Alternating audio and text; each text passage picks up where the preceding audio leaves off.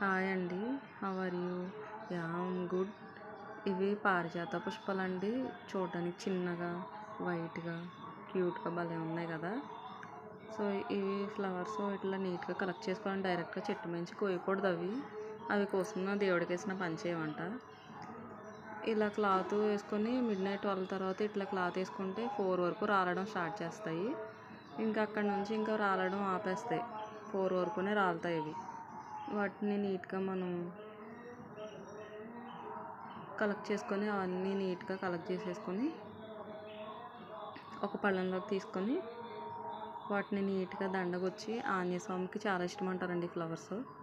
ఆంజనేయ స్వామికి వేయడం వల్ల మనకు అంతా మంచి జరుగుతుందని ఉంటారు కదా వెనకాల పెద్దవాళ్ళు చెప్పడానికి.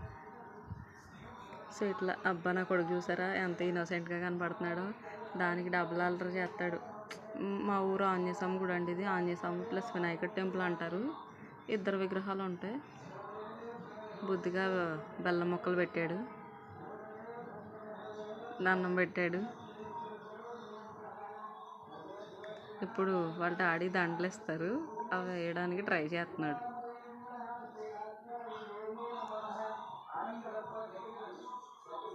ఎంత బుద్ధిమంతుల్లా కనపడుతున్నాడు చూసారా. ఈ వీడు అల్లరే ఒకసారి మీకు వీడియో తీసి పెడతాను.